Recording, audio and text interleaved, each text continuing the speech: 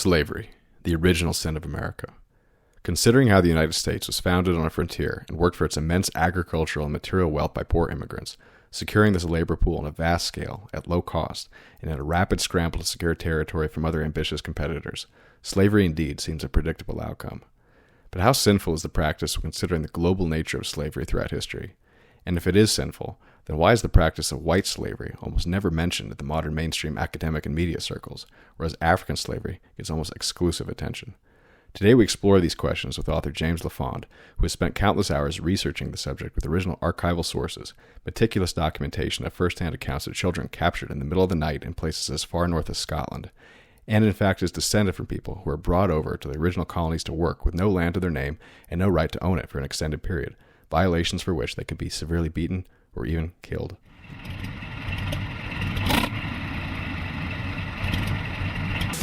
Well, I'm not a crook. I've burned everything I've got. A military-industrial complex.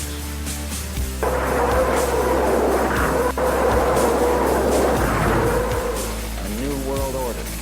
But we are here to destroy the control over the industry of other people.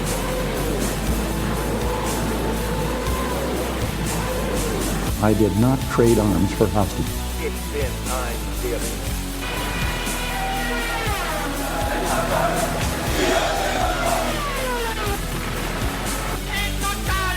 На полный разгром немецких захватчиков. Myth20c podcast. Hello and welcome to our Internet History podcast.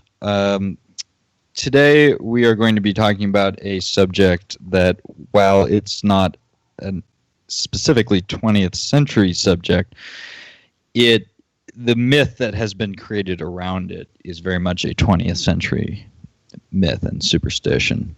So before we get into it, I have a couple donations I want to address. We had a donation from a personal friend of mine, Fritz Mays, which thank you very much, Fritz, as well as one from Hugo. Thank you, Hugo. And an extremely generous donation from a Chad Kroger. Thank you very much, Chad. You'll be hearing from me privately as well.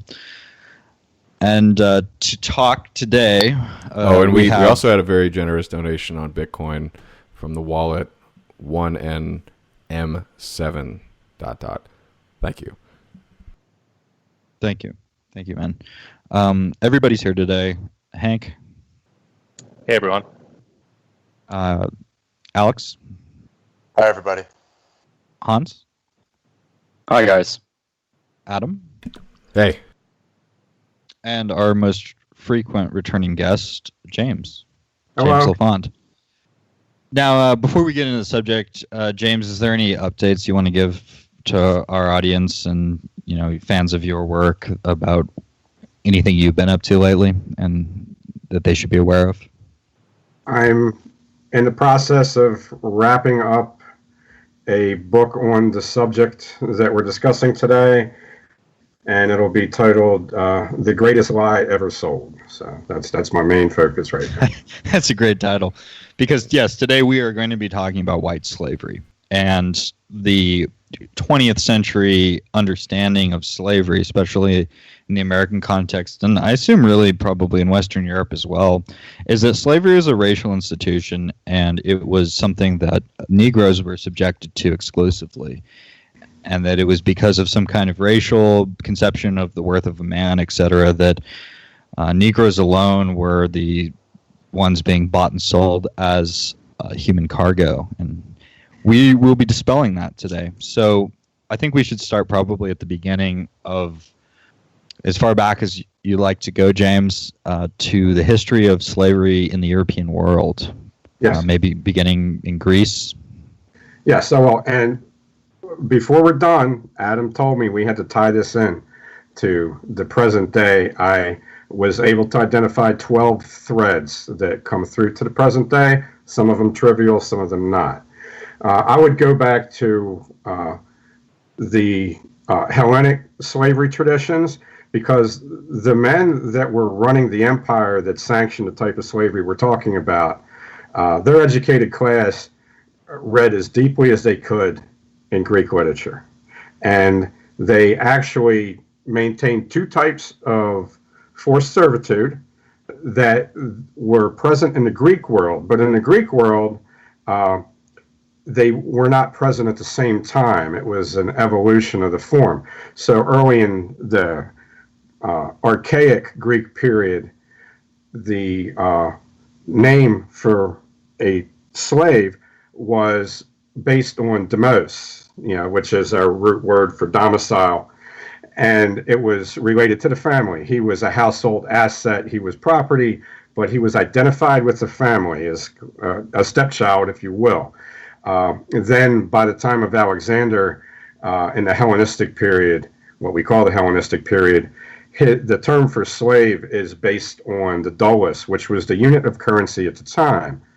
And this folds together with other ancient notions of slavery in the English plantation system, where you actually have the intertwining threads of 5 different ancient ideals of how you own people and how you traffic in people. The first comes from the book of Leviticus, and this is the idea that you don't own the same people that have been chosen by your God, because only He owns them.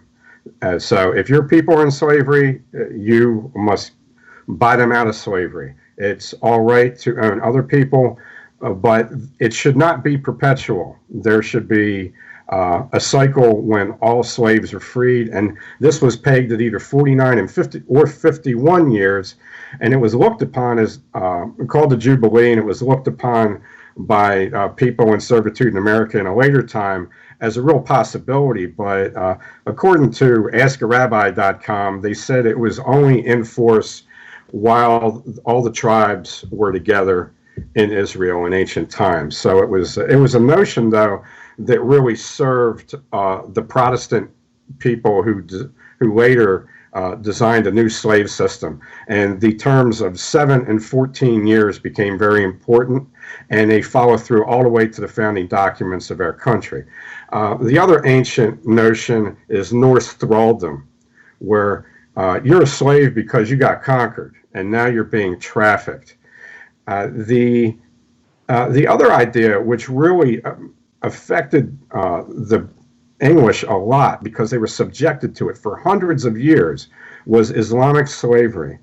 In the Islamic world, everybody is a slave, and the people who manage all the other slaves under Allah are generally the brown-skinned Caucasian horsemen, either Berbers or Arabs, and they enslave other races for their specific specialties. So, for instance, in Morocco, blacks would be enslaved as spear, shield, and sword-wielding infantrymen, and they would be used as slave drivers and torturers, where people that were captured from Europe, they would use Germans for gunners, they would use Dutch for ships captains and navigators.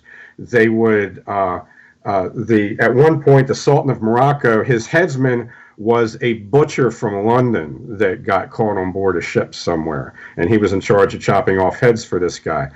Most of the European ethnicities were used for their various skills as artisans. And the term slave comes into the English language from the Arabic trade in Slavs, which were generally, at least at first, they were bought from the Russians, who were really Norse, that were dealing in Slavic sex slaves. And the term slave, when English used it, if they would address a servant as a slave, it would be a disparaging remark.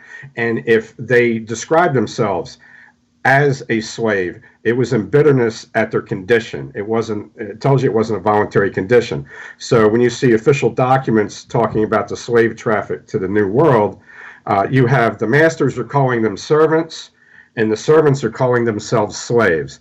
And it reverses with, once the Africans are enslaved, eventually in 1861, Sibby Grant is calling herself a servant when she's writing to her master, who's been locked up for being a Confederate sympathizer in Maryland. She's proudly calling herself his servant. that's a way of adopting the old Latin term for a slave instead of using the for being a Confederate sympathizer in Maryland. She's proudly calling herself his servant. That's a way of adopting the old Latin term for a slave instead of using the Arabic term, which was associated with a lot of very cruel treatment.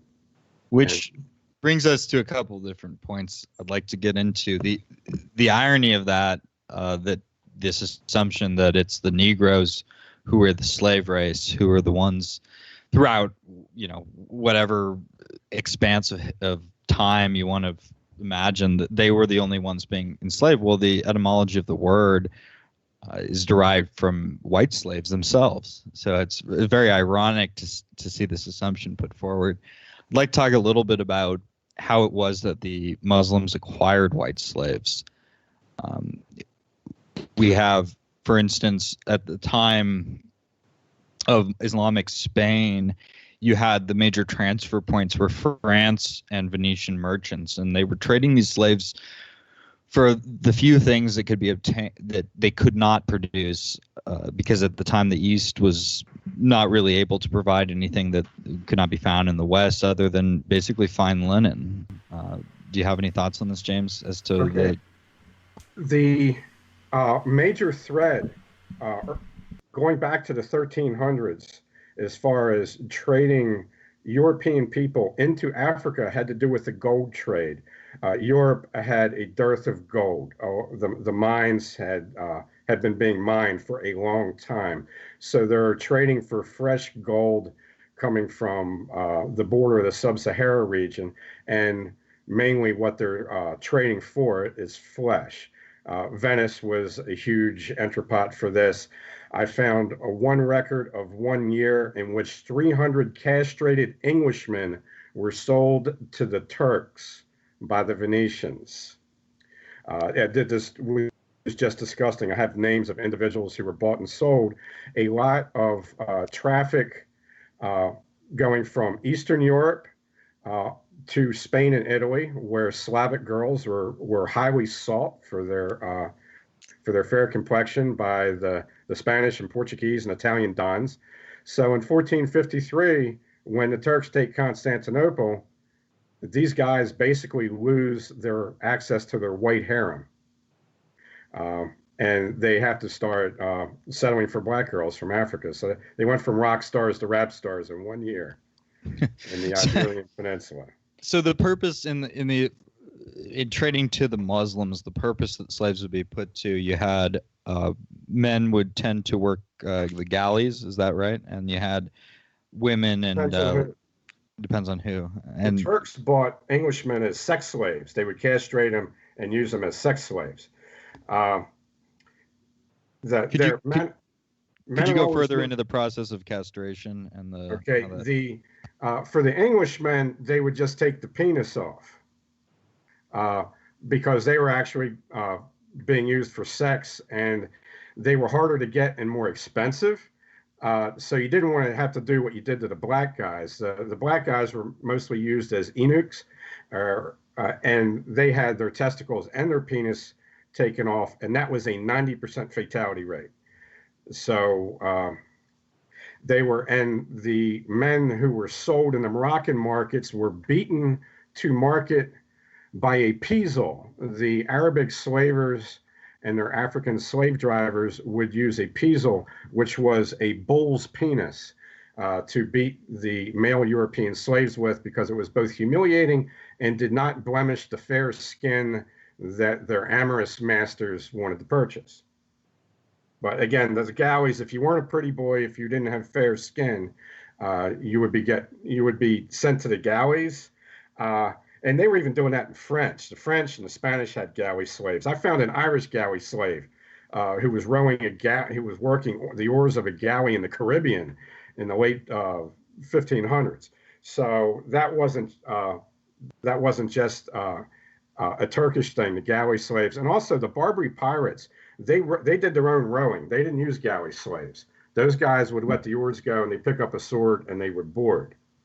And it's one thing that made them very effective pirates because they could overwhelm the opposing crew. So the Moorish Barbary pirates, they behaved more like Vikings. And speaking of the Vikings, could you talk a little bit about the Viking involvement in the slave trade? Okay, that would the part that really generated the name slave comes from the Rus, who were primarily Swedish Norsemen settling Muscovy and Kiev and developing a slave trade, which is actually presented in the movie The 13th Warrior, which is based on a real document. The guy that wrote that did an excellent job on it. It was based on a 9th century Arabic document by a man who was observing the slave trade. I think this was earlier. This was like the 840, wasn't it? Yes. So I love that movie. Yes, anyone of our listeners haven't seen that, Michael Crichton. That's an excellent film. Originally titled The Eaters of Men, and it was turned into The 13th Warrior as a movie. But this was primarily selling Slavic people to the Arabic people. There was also a slave trade in where Irish were being sold by the Norse to the English, and English boys were being sold by the Norse to the Irish. And there are records from 1100 and 1200 of bishops and archbishops in England complaining about English lords permitting this to happen to English men. There was, I don't know if you guys are familiar with Dr. Bill Warner. He's done a lot of work on making Islam more digestible to sort of the Midwestern Southern Protestant crowd, trying to get them digestible. How digestible in understanding what Islam is really about. He's written like reader's guides to the various Islamic documents, the Quran, the Sunnah, and so on. And he's made a lot of points about the rise of the slave trade in post-Roman Mediterranean. And he bases a lot of his work on this massive book I have not had a chance to fully read, Origins of the European Economy, Communications and Commerce, 300 to 900. And it lays out that one of the main economic drivers for much of Western Europe and much of the Mediterranean region in particular was selling their own people to Islamic raiders. Once the Muslims had sort of broken out into the Mediterranean and crushed the remnants of the Roman world in North Africa, they started immediately raiding into Italy, into Sicily, into Greece, into what's now southern France. And the people there were often forced to sell their own or give away their own to get them to go away for some amount of time. It was a payoff scheme. And this would later be replicated with Ottoman Turks taking Romanian and Hungarian boys as to become janissaries, to become warrior elite for them. But the European slave trade was, first of all, immense. And second of all, it was often done in order just to stave off increased attacks. I mean, at one point, Islamic raiders made it all the way to Iceland, yes, and stole women. And and speaking of the Vikings, I mean, in or just the Norsemen in general I've seen this argument thrown around that the Norsemen were just like all the other Europeans. They had no semblance of sentimentality for other Europeans. They would sell you to an Islamic slave trader at the drop of a hat for a simple gold coin. And a lot of the people that they stole from Ireland, they actually settled Iceland with. There was sort of an intermarriage afterwards, but part of the Icelandic stock population is Irish coastal, I think northwestern Irish coastal population that were swept up by the thousands and taken away to help settle Greenland and Iceland. You might say of the Norsemen, they were all lightning and no sun. Yes, I suppose. I mean, they were the reason they were able to track all their way to the Islamic world so easily was they had developed a navigational route through much of the riverways of early Eurasia, the Uralic area. Kiev they called it, but basically it was those rivers that flowed through Ukraine and Russia. And they made it all the way down to what we'd call now part of Afghanistan, and they were selling to slave traders along that route that area had not been fully enmeshed into the Islamic world yet, but it wasn't too far away from the Islamic expansion by that point. And many of these slaves were taken from Slavic areas. They were taken missionaries. There were settlers, European Christian settlers. France was routinely raided. Those people were sold into slavery in the Islamic world. If you had to estimate, there were probably hundreds of thousands, if not millions, of Europeans from the collapse of the Roman Empire to, let's say, Thomas Jefferson completely nuking the Barbary Coast, who were put into slavery. I could give you one number. 1397, one city, Florence, Italy, 400 European girls were sold. In 1450, a girl named Irma, aged 25, an Albanian slave girl, was sold to a fisherman in Barcelona. Now, so there's one personal one, and then there's one that gives you some numbers, but that's one city, 1 year, 400. Yeah. I'm just finding scraps. It's hard to imagine how deep this is. And I could tell you how much the European governments did not care. Sir Richard Grenville had 51 ships that were not permitted to fight the Armada because they knew they were going to beat the Armada. It was about who was going to get the glory. He was made to sit in Bristol Harbor with 51 ships. Not one of those ships was detailed to protect the English coastline from Barbary raiders who, at that same time the Armada was sailing, they were scooping English people out of their villages and taking them away into slavery. For a reference, there's an excellent book titled White Gold that is a modern historian did it about Thomas Pellow, who was a 12-year-old Welsh boy who was kidnapped as a seaman, and he spent, I think, 27 years as a slave in Morocco. And Thomas Pellow's own firsthand account is also available. I don't know through what publisher, but that's easy to find. And there are two other narratives by people like Thomas Pellow who eventually returned to England, and they give you some idea of the horrific scope of it. But that gives you the idea, the horror in which that term slave was regarded by the English people. The English government refused to even try to ransom English women, middle-class women that had been kidnapped. One whole village in England was taken away one night.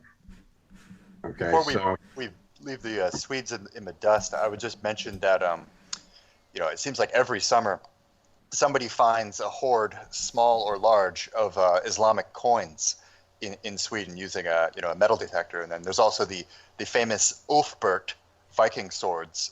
They had Latin letters, the word Ulfbert, no one knows what that means, written on them, and they were made with a very advanced form of steel that was produced at a high temperature, so it didn't have many impurities in it. And that steel was sourced from Samarkand or somewhere in Central Asia. It's just kind of an interesting aside. Yeah, they had successfully navigated a lot of these river travel points in a way that no one else up to that point really had. And I think there's a whole documentary about that particular sword, Alex. I think it was somewhere in either Afghanistan or modern Uzbekistan that they had been traveling to. And before we forget, it wasn't just Islamic raiders. I mean, Europeans were taken into slavery by the hundreds of thousands, hundreds of thousands, or certainly thrown into a state of servitude when you had various raiders from the eastern steppes invade into the European heartland. I mean, the entirety of the Eastern Slavic people were essentially put under the yoke of the Golden Horde. Well, not only that, but the Russians enslaved each other. I mean, they had by 1571, they had a slave chancellery established. I have a question aspect of the Russian institution. That's not a coincidence, by the way. In 1572, the Vagabond Act was passed in England, which was the most draconian of the poor laws. And I don't think that's a coincidence that these mercantile decisions monetizing people. James, Yeah. how would you or would you differentiate between, say, serfdom, the system that was put in place in most of Europe, with the exception of Norway and Sweden, I believe, by 1066, versus what we're talking about here, slavery? Is it just the act of taking captives and then bringing them from their homeland that differentiates that, or what do you think of that? Well, the idea of serfdom was and in England, it's called the manorial ideal, and we tend to think of just yeomen when we think of the Englishman that worked. But those would have been guys that would actually own their own small little farm, and they would spend 16 years learning the longbow. And it was like an American having to own a rifle and being ready to be conscripted into the militia. So the serf is bound to the land, and they weren't called that in England, but there were laws that trace all the way back to just after the Magna Carta that forbid people to travel. And it goes all the way through plantation America. And once the Enclosure Act started around 1600, and people in England started getting booted off of public lands, then everybody's a criminal. You're immediately criminalized because the Enclosure Acts start after the Vagabond Act is passed, and a vagabond is somebody who is not bound to the land or is not bound to a master. He's free game. He's a criminal. Every time he takes a breath, he's a criminal. Okay, so that's you actually not being owned was criminalized in England progressively after the Magna Carta. And the Magna Carta, which I believe is one of the most evil documents in human history, basically in the first paragraph they demote God from creator to witness, and then from there on out they sanctify debt and the creditor. And the families of the most powerful people in England are put on a chopping block and can be destroyed at the death of the master of the house if he owes any money to non-Christian people. And between the Magna Carta and what came, the Magna Carta was the first step in disenfranchising yeomen of their land, and then you had, of course, the enclosure laws coming later in the 17th century, and what they call the 43rd Elizabeth, which began the process of would come with the poor relief. And you had in 1723 what was called, I believe, the Waltham Act, which was where that criminalized over 200 minor offenses, stealing a rabbit from an aristocrat or breaking up his fish pond, and you'd be hung for this. And this set the stage for these, minor criminals or vagabonds disenfranchised of land to be put into slavery, either, as we'll get into, in the Americas or in the factory cattle system. Paupery. Being a pauper was also a crime. And they had the P. They were labeled with the P. Can you talk about that a little bit, James? Well, I don't know about that. The only label I know of comes from plantation America, where you would be labeled with an R. When they caught you, they would write an R on your cheek with gunpowder, and then they would light it, and that meant you were a runaway. Well, as I understand it, they were if you were a recipient of poor relief in England, that you would be compelled to wear a letter P on your sleeve, and if you were receiving the poor relief and you refused to wear the P, you would be, of course, whipped. Well, I know that people who took poor relief sometimes had to give up a child that would be sold. And the king would get his fifth. In 1680, I think was the year Charles II outlawed selling children under 12 years of age. He had a little bit of a conscience. That's when they started wholesale kidnapping of Scottish and Welsh kids. Well, one thing that you mentioned, James, that caught my attention real quick was that after the Magna Carta, owing money to a non-Christian is criminal. And I don't know the specifics on what that actually means. But the reason I bring it up is because I've heard, I believe E. Michael Jones characterized serfdom in contrast with usury as a system whereby the common man would owe his lord 3 days or 4 days a week of work. And you may have actually said this at one point as well. So I want to give whoever said that in my audience credit. I apologize for not remembering exactly who it was. But basically the difference between that and usury and debt slavery, if we ever get into that topic on this call, is any man can provide 3 days out of the week. But if he owes twice his daily income or a yearly income or whatever the number may be, he's not necessarily going to get out of that. And so it's sort of like debt versus equity. There's not a shared ownership in the society anymore. It's sort of like you're subservient to the financiers. And I think that's an interesting difference. And exactly, because this created the pauperism. There were 4 outlets for this teeming mass of the poor, and you had poor relief, which, as I mentioned, came with conditions of its own. There was slavery in the colonies, and then the workhouse, and then later the factory system. And there were different ideological rationalizations for this.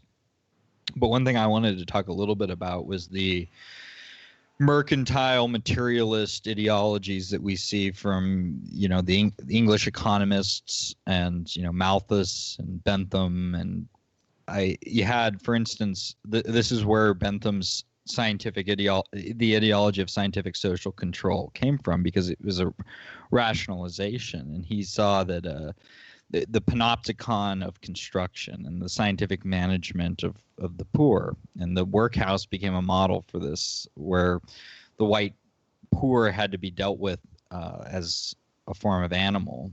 And you see it later with Malthus talking about how it was that you starve the excess population, and how this is, of course, the ethical thing to do. And this served as the rationalization for slavery, for this excess population. Oh, it's better than other conditions that you would have to deal with.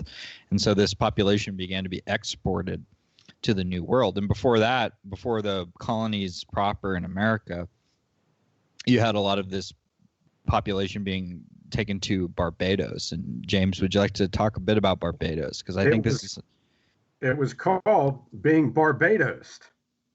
Okay, there were as many as 300,000 Irish that died in Barbados.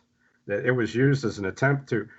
There was one battle where all of the Cavaliers that were captured during one battle in the where Charles I was overthrown, where they were all shipped to Barbados, and they were all dead within a couple of years. It was a hellhole, and it was the source of the. That I found one letter. It's actually a letter that was referenced by Hoffman in his book. They were white and they were slaves, where you have this one fellow complaining about his Irish servant woman being a slut, and he wished that he could afford a negress. Yeah, I remember that. His one of his relatives, if I remember correctly, one of his relatives shows up and calls his servant a slut, and she ends up getting replaced with a negress. I've read a really horrifying description of what life, well, it wasn't much of a life, was for these Irishmen working in Barbados. Like, they would be put in, so keep in mind, the sun is extremely strong in Barbados. It's far, far south of Ireland, obviously. These people are not adapted to that type of climate. So they're sunburned, they're working in like the hull of a ship, sweltering hot, like 120 degrees in the hull of a ship. And they're basically just worked to death, oftentimes within a few weeks or months of arriving there. They call them red pigs. I want to stick on Barbados for a little bit. I have a few numbers I want to talk about, but since it's brought up now and I don't want to forget to mention it later, James, could you talk a little bit about that dynamic whereby in the colonial American society and the Southern Plantation Society and in the Americas broadly, such as Barbados, there was this particular kind of elitism where they did not want the masters. Why is it that the masters would prefer non-white house servants? What was the dynamic going on there? Do you have any thoughts on this? Part of it had to do with the wife.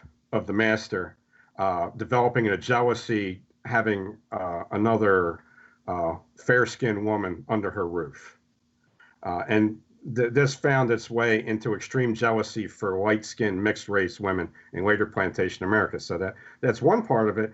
Another aspect of it was in the 1600s, the violent servants that were going to kill you, they were Irish and Scottish, and to a lesser extent English, because the blacks that you had from Africa had already gone through a filtering process. Now, they're not in chains working on these sugar plantations. You get off the boat and they hand you a weapon. They hand you a sugarcane machete. Okay, so if you're a professional warrior from the Congo, you just become a Maroon. You run off into the hills above the coffee plantations and you start your own little tribe. The rest of the people that get sold out of Africa are going to be agrarian type people that are actually used to rampant slavery in their own society. So you don't have as much discontent. The warrior runs off and then the servant class stays and they serve. But amongst people from the British Isles, they had been conditioned to think of themselves as somewhat free and also identified with the upper class.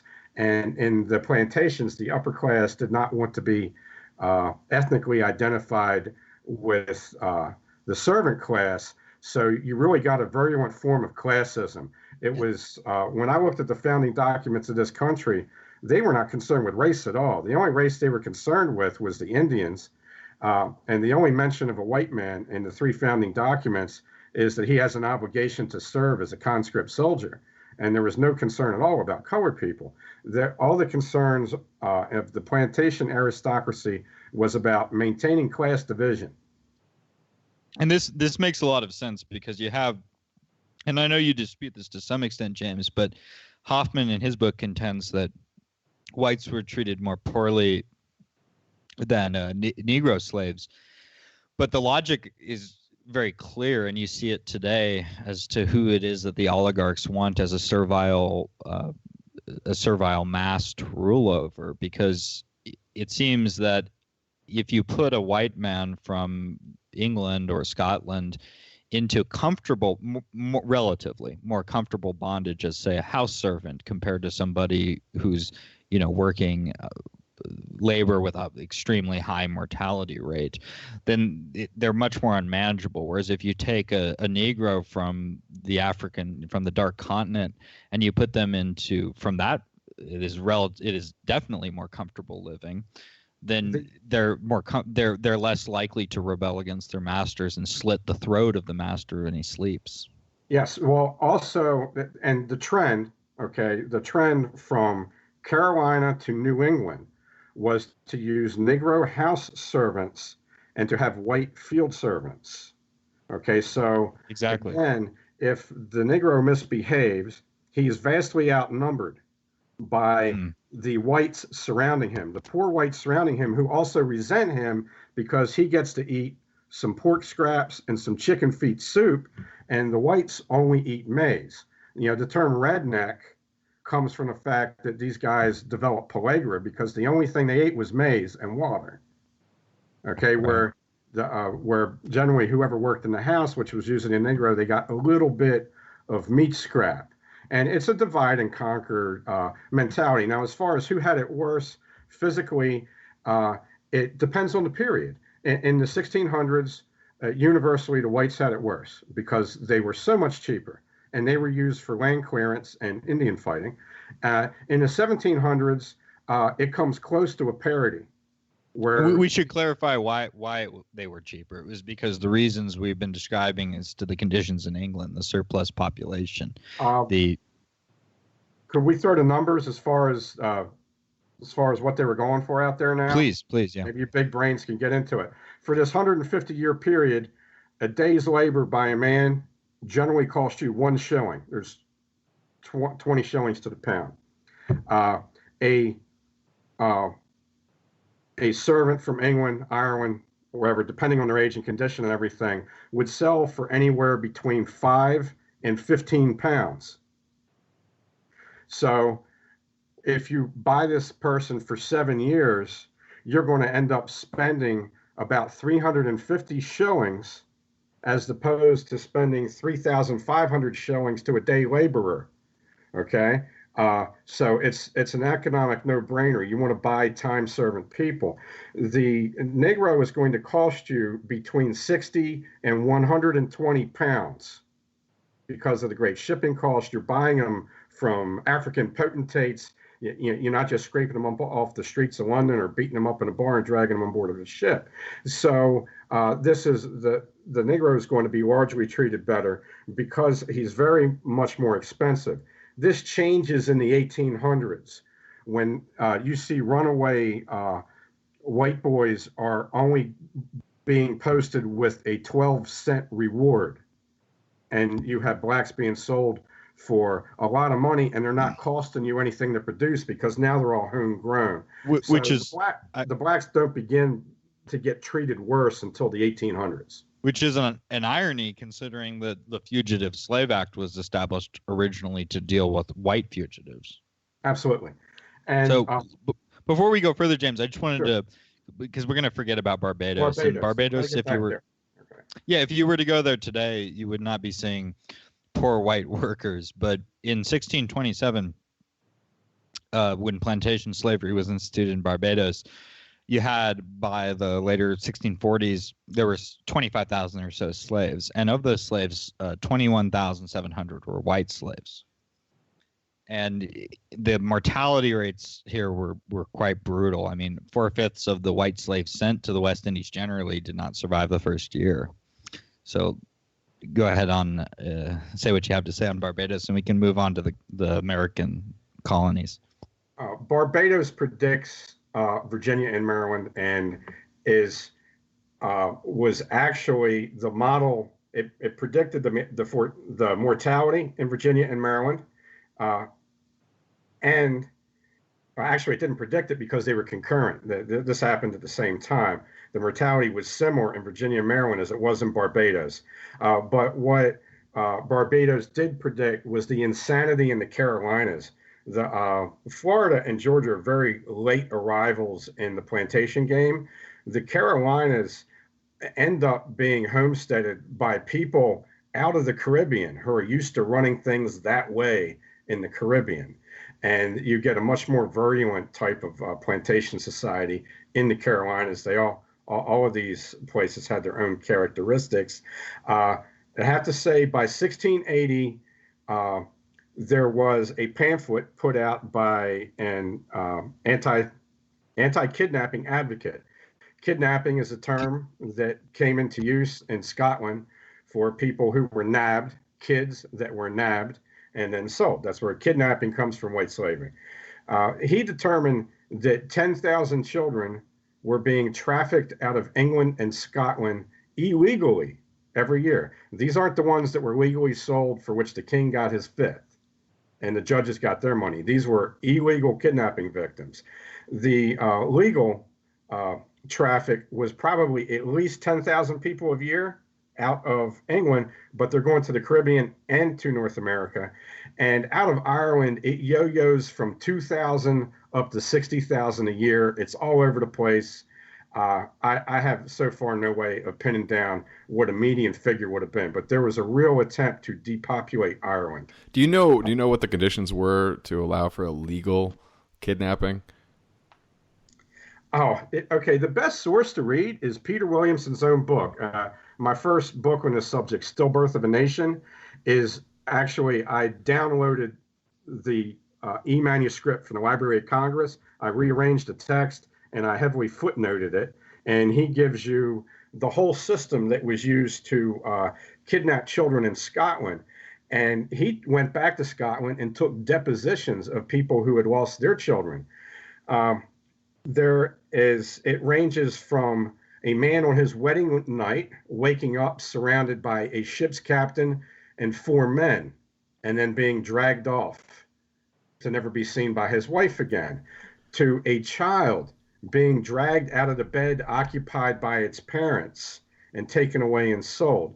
And then there's the whole idea of how the honor system of the Scottish people and the rural English people was used against them. Peter Williamson talked to a lot of people who, like himself, were tricked into their bondage. A man offers you a jacket or a cap while you're in town doing an errand for your parents or maybe your widowed mother. And then once he gives you that cap, he will then tell you that cost him money, and now you owe him money.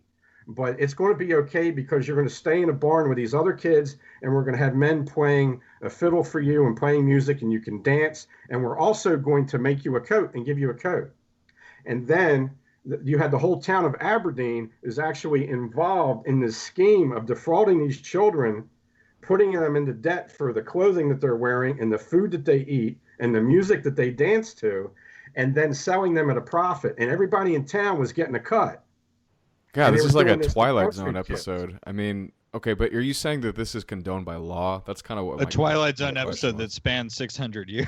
This was absolutely condoned by law. Peter Williamson got thrown into the goal, GAOL, when he got back and published his pamphlet. And the only reason why we got his book or he got to tell his story was because he was a distinguished combatant in the French and Indian War. And he had rich patrons from Scotland who he had fought side by side with, and he went to them, and they got to the bottom of this. And then this drove more of after this happened, it drove more of the trade to Ireland.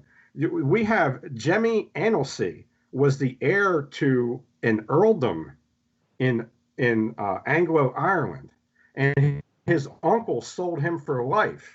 He ended up escaping on his third attempt. He did 13 years in Delaware. He ended up escaping, getting on board of a ship. He went to Jamaica. He got inducted into the British Navy, and then he distinguished himself in service and went back to England. And he even had the King of England stumping for him on his campaign to get his rightful property back from his uncle. And the judges still ruled against him. Okay, even the King of England got snubbed by the local judges who are all in on this because they will usually sign off on all these bills of sale.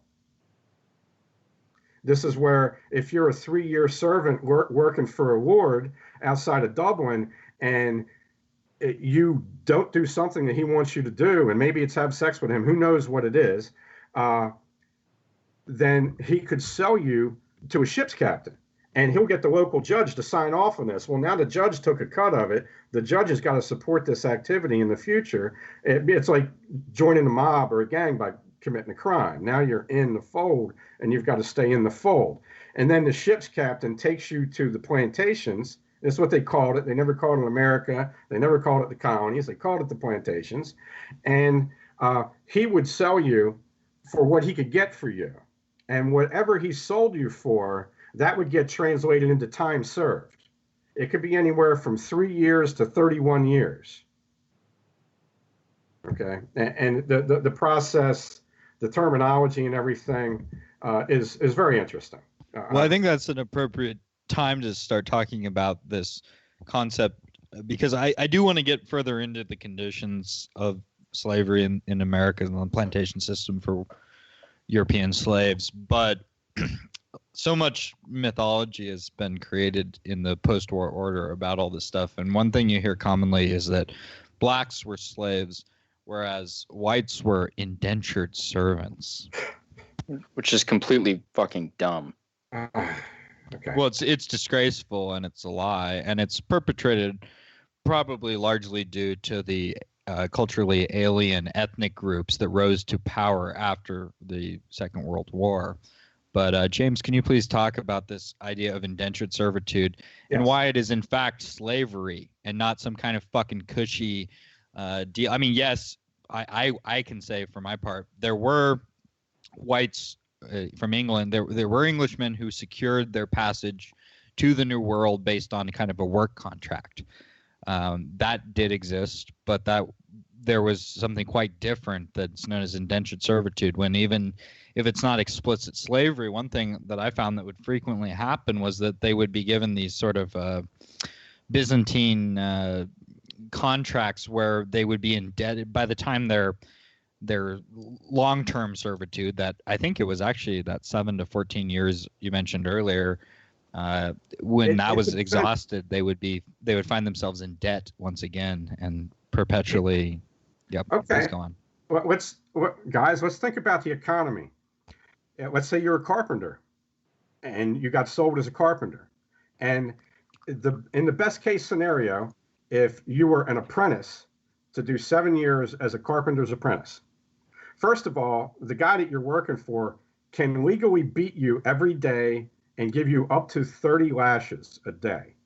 Benjamin Franklin's brother beat him every day when Benjamin Franklin's father sold him to his brother. Benjamin Franklin was sold twice, first to a minister, then to his brother. Most of these people were sold themselves 2 to 4 times.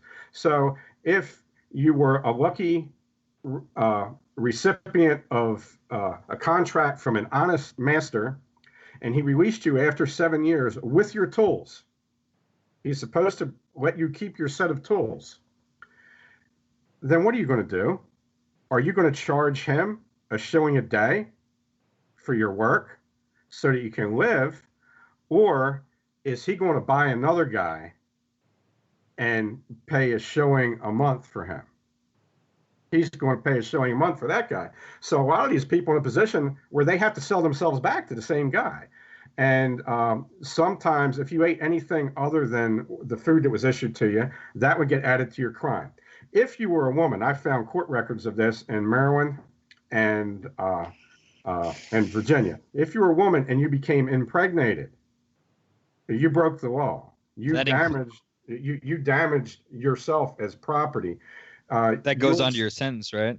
Yeah. Your sentence is going to at least be extended by the amount of time that you were pregnant. And then the child is going to be assigned to a church warden, and that child will be sold to somebody for a 31-year term. The younger you are, the more time you get on your term. And if you were impregnated by a fellow slave, then slave would also have his term extended, correct? Right. Then he would have his term extended. Now, one thing that was really big in the southern United States, and I found one court case from 1838 in Louisiana where this German girl was being held in bondage. And her master had one of his Negro servants impregnate her, because by the 1660s, there are laws that are being passed to the extent that that if you are a Negro or a person of color, which was a legal term back then you can be held for life without a contract. So what the masters would very often do is have their black men impregnate their Irish, English, Scottish slave girls, so that then they would get a slave for life out of her. And more often than not, rather than starve on the side of a road somewhere after she was worn out of her 10 years or so service, she'd probably stay on at the plantation just to be near her children. I think a good portion of our audience are probably clawing at their eyes and rolling on the floor right now. And I think to clear up further these racial dynamics, there were, in fact, in the American colonies, situations in which, especially in the early years, in which white Christians were put into slavery under Negro owners. Yes. They had to pass a law to reverse that. Okay. And this is where the term white begins being used. It really, white is a noun. You don't see that really before 1700. In those Virginia statutes, they specified Christian. Then when non-Christian European people started dealing heavily in African slaves, they encouraged the use of the term white as a way to seek protection from Christians, because the Christians were more violent, better armed, and more numerous than they were, and they were surrounded by large populations of hostile property. So it looks like for the first 40 years in Virginia, you had Europeans being held in bondage by non-Europeans as a regular course of events. The last case of this I was able to find was a person of color named Mary Glass in the year after the American Revolution started. In South Carolina, she purchased a young lady named Amelia Davis. She bought her. She bought a white girl on an auction block in South Carolina in 1777, something like that. Then her and her husband, who was also a person of color, a free person of color who can buy property, they go to Spanish Louisiana, where Mary Glass tortures and beats this girl for 2 years until she finally beats her to death. And then numerous free Negroes and free people of color testify in a Spanish military court against Mary Glass, and she is executed for the death of this white girl. There was never a person of any race in English North America that was executed for torturing or killing a slave of any race. Okay, that's just blanket. It didn't happen. The worst penalties that were ever handed down was that you were no longer allowed to own people in our province because you're disgusting. That's it. And I found an extensive paper done in the 70s on punishments in Maryland, and it bears that evidence out. Okay, so you can only imagine what it was like in the 1640s if that was going on in 1778 in South Carolina. I remember you mentioned the 31-year. I want to call it a mortgage for some reason. I think there's a reason why we use that term, perhaps for these housing loans we get today. But the average life expectancy in England in 1700 was. Anybody want to take a guess? 38. Yeah, it was about between 30 and 40. Yeah, depending on like what time period in the 1700s. So it fluctuated. So effectively, you were a slave. Life expectancy is a shit metric because infant mortality killed most of those early deaths. So if you look to like conditional mortality after you get to be like 5 or so, it ends up looking a lot better. Still pretty terrible, but. No, it's a valid point. So it'd probably go up. I mean, I'm sure it would go up if you remove the infant mortality. But the point is, it's like you effectively reach your old age and you're free to go, I guess. But it's like you've got how many years to live. And I wanted to compare it to how the Social Security system was set up, whereby the average life expectancy was probably around 65 when they implemented that, and you weren't expected to start collecting really. Until all these advances in medical technology. So I just view these things as sort of bad deals for people to be, especially if they're forced into it. Most of them were. I could go into different terms. I'd like to talk about plantation mortality because the lords of plantations actually, and this is in Hoffman's book, I don't know if Nick can quote the exact years. I think it's 1725 and 1727. There were surveys done to determine how many people survived their 7 years, because the gold standard was 7 years. You were generally sold for 7 years. They would try to work it out that way. Real quick before you get into that next topic, just to conclude on this idea of a separation between indentured servitude of whites and Negroes slavery, can you clear up the fact? Because as far as I understand it, the same terminology was being used to describe both white and Negro slaves. The legal terminology survives to this day. Servant was not a legal term. Slave was not a legal term. The legal term was bondman and bondwoman. They'll still spell right on your word program, okay? As one word. Bondmen and bondwomen, bondman, bondwoman. That was the legal term. And then people had their own terminology. Boy is a 15th or 16th century English term for a slave. Girl is an English term for a slave. Indentured they didn't use the term indentured servant. They would say indented. What the indenture refers to, sometimes it's referred to as terms of indenture. No, it was an agreement, a handwritten agreement that was perforated in an odd way, so it would not fit together with any other. And then it was torn in half, and the master kept both copies.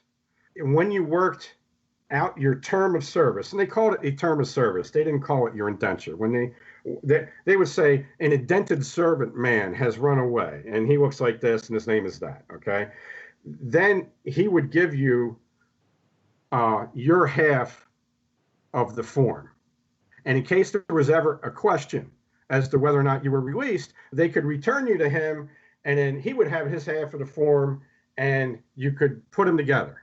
And that assures that you keep them separate like that, so that the slave can't run in there and steal both halves of the form, or destroy one half and take the other half. Okay, so it was a way. And then there were also freedom papers and passports that had to be issued. So even once you got your indented form back, that your contract was over, even though it was usually not a voluntary contract, then you would still have to go to a provincial magistrate to get freedom papers. And then if you wanted to travel outside the province, then you had to get another set of papers. If you were ever found without these papers and you were not a known property owner, you would be snapped up by a goalkeeper who would auction you off on a monthly or quarterly basis if your master did not come forward to claim his property. So just being somebody without papers got you sold in America through all the 1600s and all the 1700s and a couple years of the 1800s. Okay, so other term was transport. A transport was, and first of all, almost all indented servants were sold by other people. They didn't sell themselves, okay? That's a fact. A transport was a criminal. You might have stolen an apple. You might have taken the king's penny. For instance, you might have been drinking in a bar, and then when you were done drinking out of your mug, you noticed there's a penny in the bottom of it, and then there's a guy standing on your shoulder saying, well, mate, you've taken the king's penny, off to the plantations with you. Okay, so that would be one way of becoming a transport. You could kill somebody and become a transport. They did 14 years. This is the people that were eventually sent to Australia because a free America no longer wanted these people. A redemptioner was somebody who voluntarily sold themselves to a ship's captain who would then resell them, and he would give them a chance to wait on the ship for a couple of days for people to maybe come forward that were his family and buy them.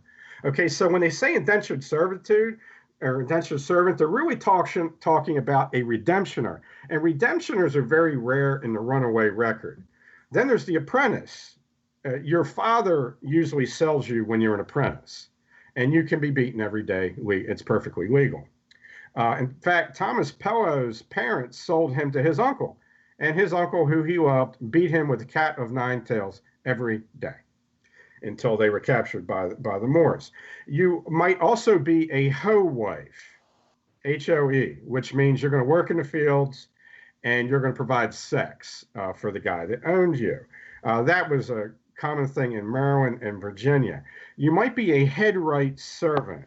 A headwright servant is a person that's picked up a pamphlet in London talking about how great the plantations are, and they want to go there. And they can't afford to pay their passage. So what they do is they get a sponsor, somebody that can pay their passage and pay the passage for them and other people. There was one man and his wife who paid the passage for 7 other people. Once these people finished their 7-year term, they were to be given their 50 acres of land to work themselves. And it was not possible to make an economic go of tobacco planting with 50 acres. What usually happened is these 7 people died before their 7 years were up. This happened to 95% of Marylanders and Virginians died before 7 years were up, and they were generally sold as teenagers. So you usually got sold about 14 and you were dead by the time you were 21. Now, that 50-acre head right would then go to the person who sold, who bought your passage. So it's in their best interest for you to die, okay? And they control your food and your working conditions. The pauper and the vagabond we went over. A rogue is a runaway. A rogue is a runaway. And an incorrigible rogue is somebody who has run away 3 times, and he becomes a slave for life. He is tattooed with an R on his cheek. His ears are notched and cropped. There's no information on the exact design of the notching. I guess it's up to the creativity of the person that did it. If somehow you survived all this shit, you became a freeman, which means you were free, but you own no property. You would then have to serve as a militia soldier, or else you would be resold. And this is really kind of the birth of the American mentality right here. The only way you got your freedom is when they put a gun in your hand to go kill somebody else or to catch slaves or whatever. A freeholder was somebody who actually owned a home. Now, that guy could vote. He was not only free, but he could vote. And, of course, he had the capital to buy and sell people. Well, I'd like to talk about the gun in the hand and the voting. Yes. I mentioned earlier the fact that they did away with this at one point. I believe it was early in the 1700s. But initially, a Negro who owned white slaves was able to vote in the state assembly. Yeah. And as for the gun in the hand, well, when the tensions began between the American revolutionaries and the Mother England, England armed, in several instances, armed Negro militias. Lord Dunmore. And so, I'm sorry, what's that, James? Lord Dunmore, he did that. Yes, and Hoffman points out that when, for instance, Frederick Douglass had a line to the effect of, it's not a direct quote, but I think it's more or less right. He said, the 4th of July is your independence and not ours. He was referring what to the Negro is the 4th of July. That's a very famous speech. I'm sure we all had to read it in high school. Yes, but it's put out of context because, as Hoffman points out, what was implied by that as well was that they had, under English rule, they were given guns and authority over the white man in several instances. I can give you 3 dates right here. 1704, Carolina. They didn't call it South and North at this point. It was just Carolina. Planters armed black militia against white slave uprising. 1706, Carolina. Black votes were taken in Berkeley and Craven counties. 1707, Carolina. Planters armed black militia against white slave uprising. Now, mind you, the very next year, they would arm whites against blacks. This went back and forth a lot. Right, but the final, and this is, I don't know if you maybe want to get into the plantation numbers before we discuss the reasons for these distortions in the history of slavery in the Americas. But I would just say that as an overview of that, what ends up happening is that the later stage of the slave system in the 19th century in the South becomes the model that we're to assume for the entirety of American colonial history. As if that final stage where it really does become largely a racial institution of just Negro enslavement is assumed to represent the entirety of the history of the institution in the colonies. I've got the name of the last white slave freed in Maryland. What was his name? His name was David Holliday. He was freed in 1837 at about 37 years of age. They didn't know exactly how old he was. And I found this record in the Frederick County court records from the 1830s in which many, many people are being freed in Maryland that are not white, and they're being asked if they want to return to the new colony of Liberia. The county clerk of Frederick County, Henry Schley, did a very good job of preserving manumission records, and he oversaw the freedom of a lot of people. It wasn't his doing, but he documented the freeing of thousands of people some of whom were Negroes, some of whom were people of color, and some of whom were not. And that was 1837. Have you ever seen the movie Jeremiah Johnson? Of course. Based on the mythical Ivory Johnson. This is the guy's frozen and he has a gun. This is the gun that killed the bear that done killed me. Right. William Garrison was his name. In 1840 in New Jersey, his father constantly owed money for drinking debts.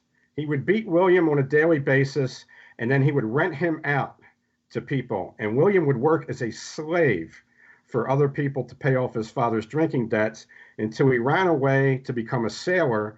He eventually beat the shit out of a Commodore's son off of Acapulco and then jumped ship in San Francisco Harbor and became the notorious Indian killer, Liver-Eating Johnson. Okay, that's one of, that guy got freed even after David Holiday, and he did it under his own power. He ran away. In 1840, the snapshot that we have of Plantation America is post-Dred Scott, 1850s, Deep South. That's it. We've got nothing else that the media or academia puts up in front of our eyes. And things changed drastically from decade to decade in the 1800s. Well, and speaking of media representations, Hoffman points out, for instance, the famous film Glory, which I believe won an Oscar. It has a scene in it where they lift the shirt of a Negro slave, and there's a bunch of whip scars, and one of the New England officers is I think he has one of the sad little tears come to his eye. And Hoffman points out that the reality, interestingly enough, is that among that battalion or detachment, whatever it would be, the white soldiers many of whom would have had those exact same scars. Yes. And you could be flogged in the military more than you could in the public. The Brits pretty much set down the rules for how much you could be beat. It was 30 lashes privately, 39 to 40 lashes publicly. But in the military, it was 100 to 200 lashes.